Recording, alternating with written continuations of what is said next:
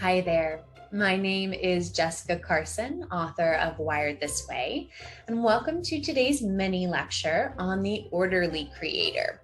So the orderly creator is about the personality dimension of conscientiousness. So conscientiousness is that desire to cross your T's and dot your I's.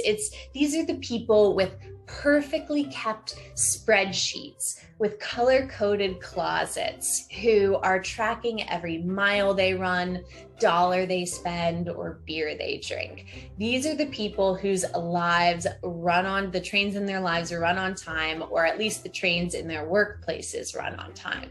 So these people are characterized by strong self-discipline and this sense of order. So they're industrious, they're thorough, they have an attention to detail, and they tend to be quite controlling, for lack of a better term. They have a sense of how things should be done, and they have an idea of how to execute on that, and they will not be satisfied until they achieve anything short of perfection.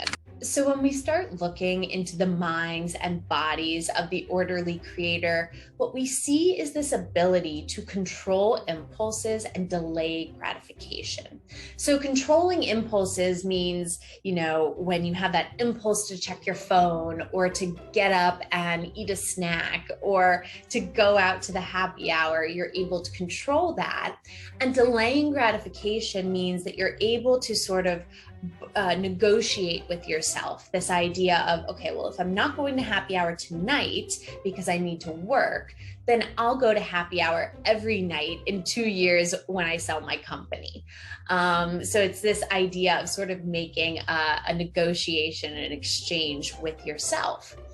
So conscientiousness has a positive relationship with entrepreneurial performance and a negative relationship with work avoidance, which is not necessarily surprising.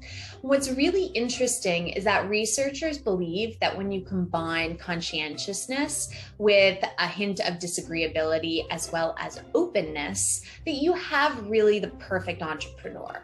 Because if you think about it, if you have this high conscientiousness without the edge of disagreeability and the curiosity of openness to experience, then you have someone who's just a little bit too control oriented and is probably going to be very uncomfortable with the unpredictability of new venture creation.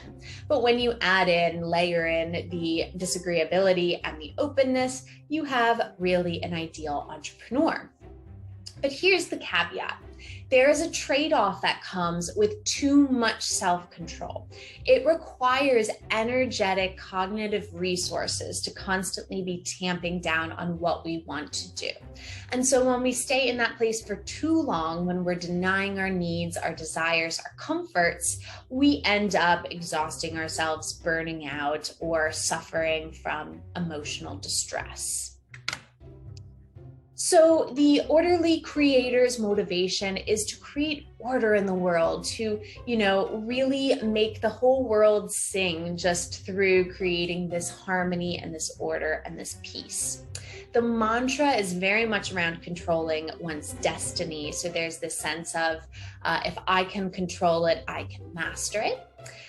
The tension, however, so the tension is this kind of conflict or contrast or friction that the individual will experience, is the tension between organization and perfectionism. And there is a mighty fine line between, keeping things in order and having a humming routine, and then being overly obsessive, overly neurotic, overly compulsive in that quest for control.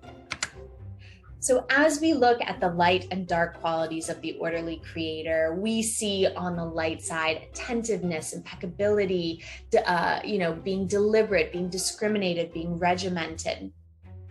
On the dark side, we see hypervigilance, being untrusting. These are the types of people who struggle to let other people touch their work.